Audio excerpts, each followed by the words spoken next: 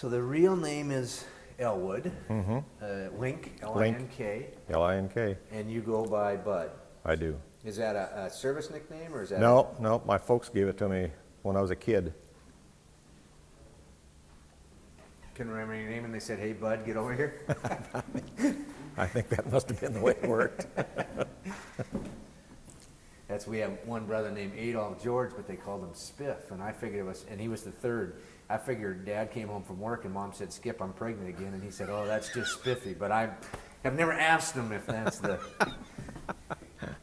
That'd be a good one.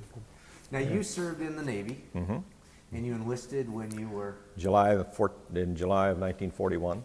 I was 17. So after Pearl Harbor. Before Pearl Oh, Harbor. that'd be July, August, September, October. Yeah. Did you know there was a war coming up? No. I'm like Bill. I just wanted to get away from my folks, and I was out of high school and didn't know what to do, and thought, well, what the heck? You know, I get paid $21 a month, so I might as well join the Navy. So where did you sign up at? Right down here in Wenatchee. And they sent me down to San Diego to the training station. Stayed down there and got into one of what they called marker companies that marked the clothes. You know, all of our clothes had to be marked. And so 12 of us got stuck into that thing. I actually joined under a VFW enlistment program, and clear back in 1941. And went over to Seattle and signed up, and then they sent me home for, a little while till they got a company of men, and then they sent the whole bunch of us to San Diego. And got down there and went through the training station, and then they shipped us back just prior to, we were supposed to go aboard the old USS Sepulga, which is an old oil tanker. And we missed it by one day, and the next day they bombed Pearl Harbor. And the tanker was heading for Pearl Harbor, towing 3 barges loaded with dynamite. They were doing a lot of work out there at the time. And they told us after we got aboard it that the admiral on the West Coast told them, "Turn around and get back here. We don't want you to get sunk."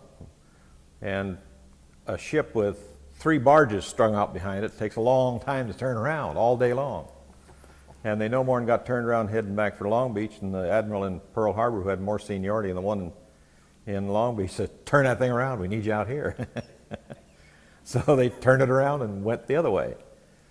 And then I went aboard it in January the 18th, 1942. And they loaded it full of oil, and we went to Bora Bora, down to the South Seas, where all the little girls are running around, you know. She shouldn't be here. Because we arrived in the South Seas, and they were all 17, 18-year-old boys, you know, red-blooded American males.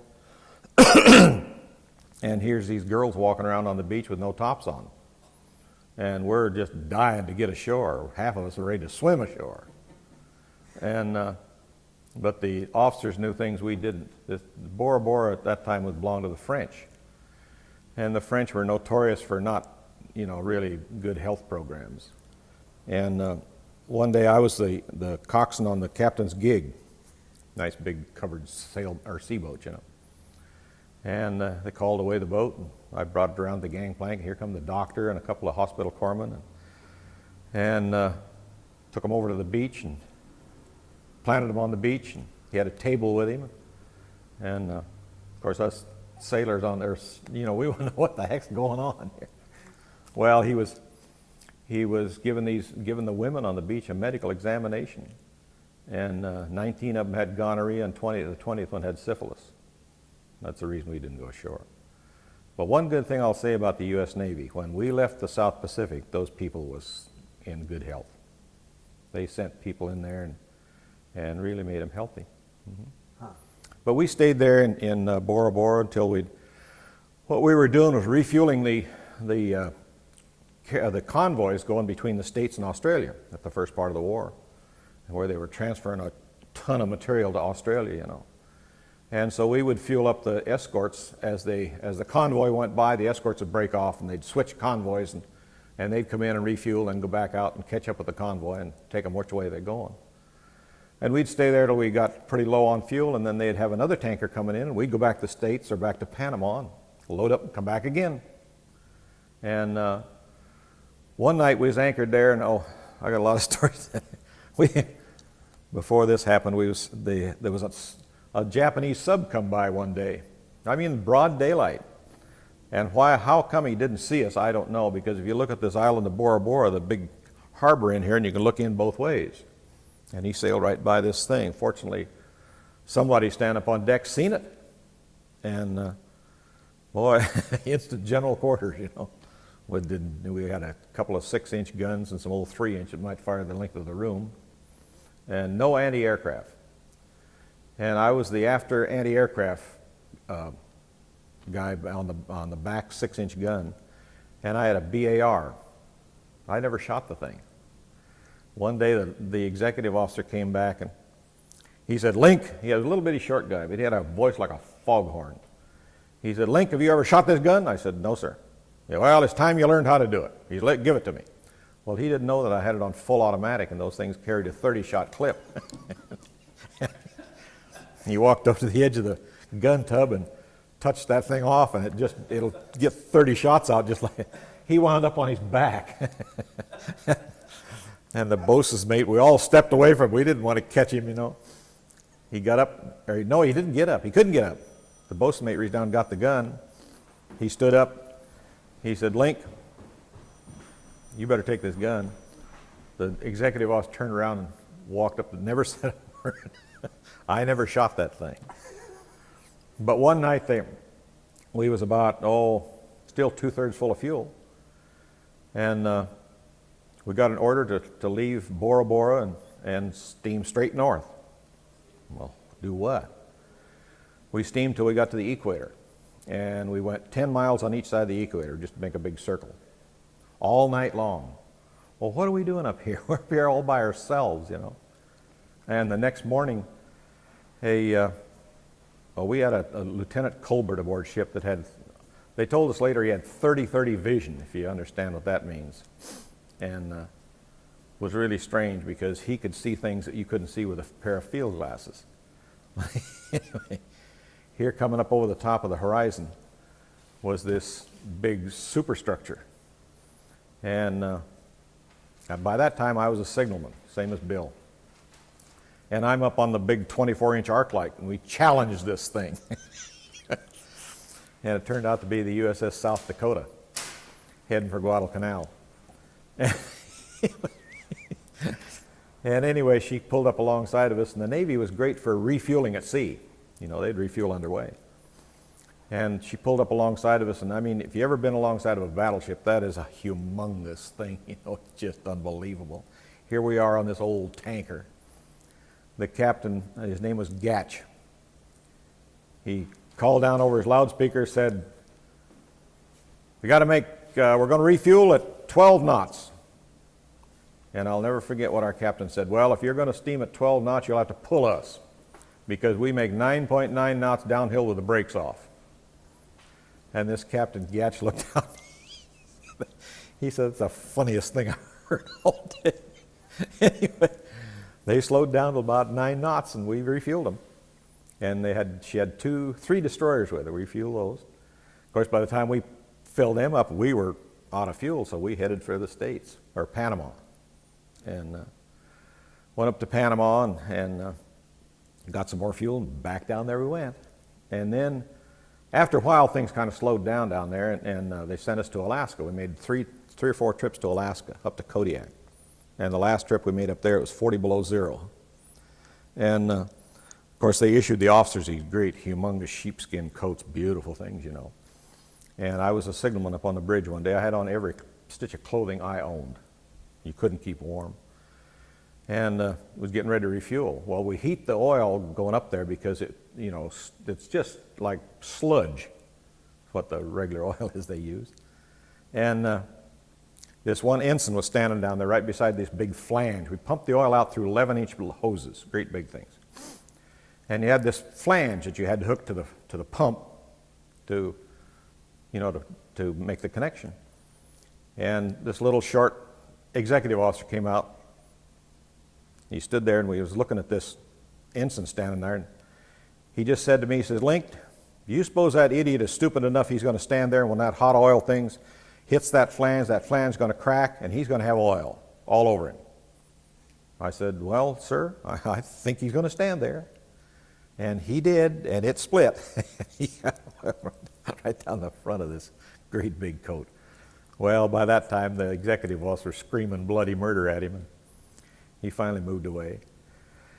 Then we came back to San Francisco to be overhauled and change guns and stuff like that. And typical U.S. sailor, you know, me and another kid went over to the International Settlement, which we spent a lot of time over there. Great place for liberty. We decided one night to see how many shots of whiskey we could drink before we fell off the table. Well, we both woke up walking down the streets or the highway outside of Vallejo, California. We didn't even know how we got there. And of course, by the time we got sobered up and turned around and what are we going to do, we decided, oh, to heck with it. We'll just go AWOL and go home. We were getting sick of the war anyway. So we did. We went up to, I had a sister living over in Everett. We knew that the sheriffs and everything was looking for us, our hometown, so we didn't go there. He lived in Pasco. And so we went up to Everett and stayed with my sister for 2 or 3 days and finally run out of money and went down to Seattle to the Federal Building, the big naval recruiting place there, and turned ourselves in. Went in there and the guy says, I don't want you. Well, what are we supposed to do? He says, I don't give a damn what you do. Get the hell out of here. Well, we walked back outside. What do we do? I guess they don't want us. So a Navy chief came along and he says, because he could tell by looking at our blues and stuff, we was grungy as the dickens. He said, you two guys over the hill? And we said, yeah. He said, well, I'll give you enough money to get to Bremerton. So we went over and turned into the Navy Yard over there, and those Marines knew what to do with us. I stayed there for, a couple months, and from there I got shipped down to New Caledonia and spent 4 months on the signal tower in New Caledonia. Went through my first typhoon and decided I wanted out of there, you know. The war was up at Guadalcanal. I wanted to go up there where the fighting was. And here come this old USS Tracy in. There wasn't very many new destroyers come in. I had to be a destroyer man. I wanted on a destroyer. Well, here come the Tracy. And I thought, well, that's the closest thing to it, even if it was built in 1919 and had been converted into a mine layer. And at that time, there was about 4 of them down there, 4 of that class. And they spent all their time running back and forth from New Caledonia to Guadalcanal hauling aviation gas to the flyers on Henderson Field.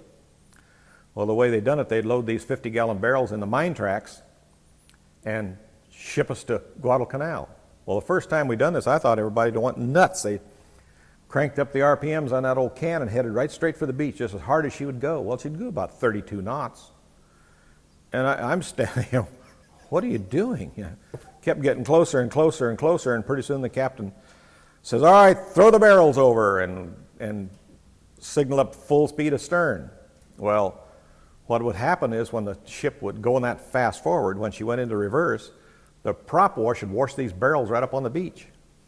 And I mean, I thought they stuck the bow right up on the beach.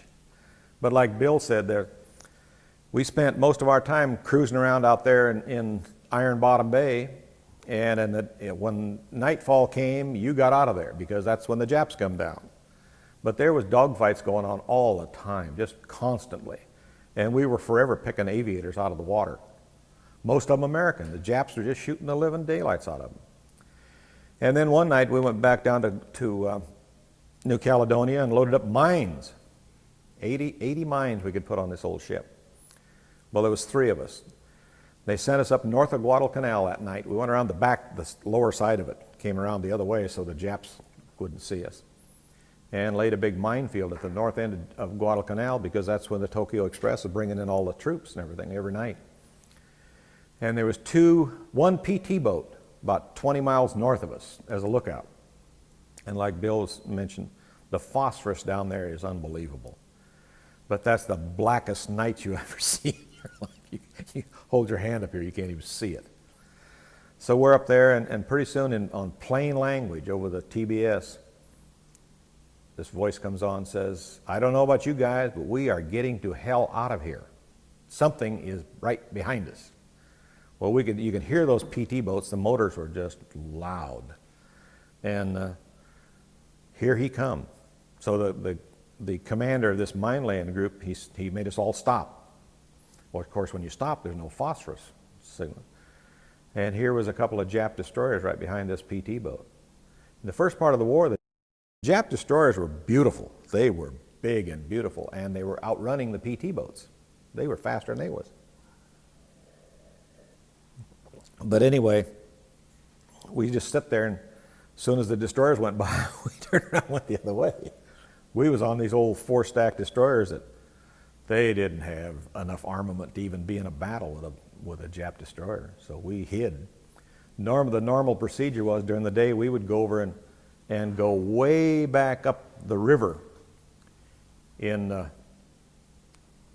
over there at Florida Islands and hide. And we would go back up there so far that the first ship would put her bow up on the beach, and then everybody tie together and we'd pull each other back off. I got to interrupt you a second because you got a phone call that they called you to work. Oh, okay, okay. Does that mean you got to go right? Well, give us about 5 minutes. I can do this quick. Okay. From there, we went back to the States and changed all the armament on these old 4-stackers, took the 4-inch guns off, put high elevation 3-inch, put a twin 40 on the back end of it. And fortunately for us, the commander of our ship was a relative of the admiral in charge of San Francisco. So we got on a milk run. We'd go to Pearl Harbor with a convoy and then back to San Francisco. We never sobered up. I mean, we was just back and forth. And until finally one time we got direct orders from the head of the mine laying group to get our butts out there.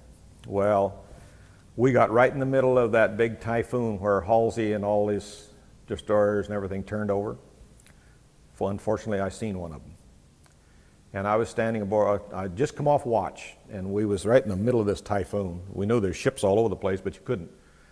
The only way you could see them was just run into one. I mean, there were ships going in every direction. There was actually 3 task forces in the middle of that. There was Halsey's Task Force 38, there was a big refueling task force, plus this mine task force. We was heading for the Philippines. And it was really, really strange. And I had just come off watch, and I was standing right down behind the bridge when I looked over on the port side, and here was this destroyer upside down, and there was guys in the water all around it, screaming bloody murder. And we was going the other way, and I heard the captain holler, "Hard left rudder." And I thought to myself, oh, not in this sea. Anyway, she went hard left rudder, and as God is my witness, this is the truth, I was standing flat-footed on the deck. And when she rolled over one way, I reached forward and patted the deck with my hand without moving my feet. When she rolled back, come back, I turned behind me and done the same thing back here. The officer deck said later she rolled 61 degrees one way and 59 the other. Now these old 4-stackers was designed to roll 64 degrees. So we was fortunate we came back. But from there, we went down to the Philippines, got involved in the battle of the invasion of Iwo Jima. Went up there. We was up there 3 days before anybody else got there. We had a lot of, that wasn't no big deal. We was parked when they raised the flag on the Mount Suribachi. We was sitting right down below and looked right up at it and seen them do it. From there, we went back down to the Philippines again, and then we went back down to, we went up to Okinawa on that invasion. In between times, we was into the Philippines and Saipan and Tinian and all of those other places. I've been all over the South Pacific. I mean, Rabaul and well, not into Rabaul, but Bougainville, Guadalcanal, all those islands that we hopped up, you know. And then we went up to Okinawa. We was up there 2 weeks before the invasion started. Now that was pretty hairy. That's when we first started running into suicide planes, kamikazes.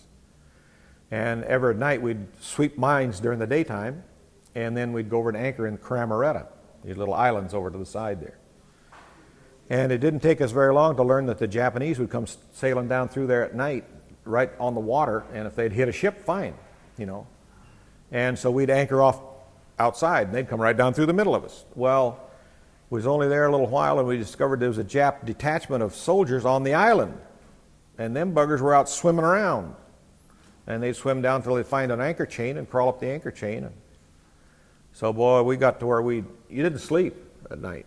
You was on watch all night long. If you seen anything suspicious in the water, turn the searchlight on it. The minute the searchlight hit it, somebody was shooting at it, whether it was a box or whatever, it didn't matter. But we spent the whole invasion of Okinawa, we was there. The Japs destroyed so many U.S. destroyers that they even put us out on that outside destroyer screen, which was 10 miles, about 15 or 20 miles away from Okinawa, to shoot down these Jap planes. And they'd come right, the propellers would be picking up water. They'd be down that low to get underneath the radar screen. And they'd come screaming down through there. And we was in company of a brand new destroyer and a destroyer escorting us. We had the least firepower, so they stuck us in the middle. But they would aim for these new destroyers. And sure enough, the one in front of us got just clobbered one day. Just didn't sink, but it should have. Yeah. And you could only stand it out there because you was on general quarters 24 hours a day. You didn't get off. No. You ate cold sandwiches and drank hot coffee when they could make it, and that was it. We came back from there and back down to Ulithi and picked up a mine. Then we went over to Tacloban. The war was over, when we was in Tacloban while the armistice came up. And they sent us back to Ulithi. We picked up a mine sweeping group and went up to the Japanese Inland Sea and cleaned out all the mines in the entrance of the Japanese Inland Sea. We come closer to getting killed there than we did during the war. I mean, sweeping mines is not a very nice thing to be doing. And I was on the USS Tracy was the first ship into Nagasaki after the bomb was dropped. And we went over on the beach to help tie up this big hospital ship. See, the Japs had about 4 or 5 great big prisoner war camps around Nagasaki. And after the bomb was dropped, they just turned them loose. They just let them go because they didn't have no food, no nothing. So the Navy sent this big hospital ship, the USS Haven, in there to pick up all these prisoners, ex-prisoners. Yeah. And oh God, that was terrible. From there we went to, from there, let's see. From there they started adding up your points, so how many years you'd been in the service, how much time you had. And finally it came my turn.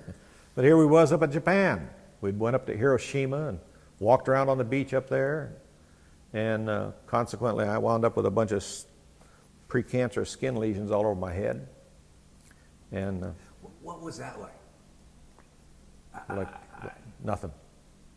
I mean, when you walked in, when you looked at that? Just utter devastation. Yeah. Few concrete buildings still standing. That's all. Nagasaki was worse. Of course, there's 2 different bombs. One was an atomic bomb, one was a hydrogen bomb. Mm-hmm. Nagasaki was kind of like Seattle, built on low rolling hills with a beautiful big harbor in it. And the bomb, I think that bomb exploded in the air. And nothing there but big red boulders. We found out later that all the houses were built with red bricks. That's where the red boulders came from. But just nothing. Just nothing. Yeah. But from there we got we got aboard this APD and got shipped back to the States and got discharged. That was in 1945. So I spent about 4 years and 3 months and 19 days. Still remember my serial number, 360259. But it was, like Bill and I, we could sit up here and talk and tell you stories about things that happened for days, actually. And I have 3 quick questions, because I know you're on a tight schedule. Okay. Is there a message, or what message would you like to leave for future generations about World War II? Don't have another one. Do everything you can to prevent it. Yeah. Of course, you got to realize that World War II turned loose on the world a whole bunch of kids. That's just what we was kids. We didn't know any better, We was out there to have fun, And far as being scared, good golly, yes. Petrified, yeah. And I mean, being in an air raid is not fun. It's not fun. No. And then probably the scaredest we all was out there on that outside destroyer screen at Okinawa when those suicide planes were coming in. And you was at general quarters 24 hours a day. You could only spend about 3 or 4 days out there, and then they'd relieve you, you know, as well they could. But they were pulling destroyers even out of Task Force 38. They were just completely running out of them. And it would be so, the Jap planes would be so thick at night that the anti-aircraft going on over the landing area where all the landing ships was tied up, you could get up there and walk around on it. See, a 40 millimeter designed to burst at what is it, 4,000 feet? Something like that. And they would just be going off everywhere, yeah. Mm-hmm. And no, it's kind of crazy, because when you realize that a lot of the things that went on out there even in World War II was ridiculous. One of the dumbest things that I ever seen was building battleships after they didn't need them. The last big battleship engagement was in Guadalcanal when the USS Washington sunk the Japanese Hiroshima. That's the last time that a battleship fired at another battleship. And yet the United States kept on building them. They didn't need the dumb things. All they needed was some more aircraft carriers. You stop and think that at the end of World War II, we had 18 aircraft carriers, and the Japs didn't have any. After the Battle of Midway, the Japs were no longer a force to be reckoned with. They couldn't do anything. But a lot of that really should be laid to our USS submarines. They sunk an unbelievable amount of Japanese ships. You couldn't go up. The Japanese inland sea is just like that, just a gigantic inland sea, and there was ships sunk everywhere. Jap battleships, cruisers, and all done by subs. Mm-hmm. Now, one other question that I asked Bill and the other gentleman so far, out of your whole life, your time in the service is a very minimal part. Yeah. The camaraderie that was developed, the bond, did you come into that also? I mean, Oh yeah. It's like Bill says, when my wife and I, our oldest son works in the Veterans Administration, Washington, D.C., so he flies his mom and dad wherever we want to go. And you always wear a hat like this, and you always look for another person. Yeah. Mm-hmm. Did you lose friends? Not aboard the ship I was on, no. No. So you're lucky in that way. Yeah. And did you talk about seeing the raising of the flag and all that? I mean, which now for my generation, I mean, there's, that's the history that we know. Did you realize while you were out there fighting the war that you were a part of history, or was that? No. We knew that history was being made, but the everyday things you had to do, sleeping and eating and staying alive was more important than thinking about whether or not you're part of history or something like that. Yeah. Did life become every day? I mean, did it become a job eventually? Or you bet. Yeah. Huh. Especially when you're in the middle of an invasion. Yeah. We was up there in the invasion of Iwo Jima, and of course, this old destroyer didn't have very good, supplies and stuff aboard. So we had to be reprovisioned every week or so by another ship. Well, we was relieved off of a picket duty one day and went over there in the anchorage looking for the ship that was supposed to pre-provision her, and she wasn't there. And nobody knew where she went. Well, come to find out, she'd been hit by a suicide plane and went back to Ulithi. But for some strange reason, communication got balled up. We ate spaghetti for 21 days. Macaroni, spaghetti. Now that, not good. No, but.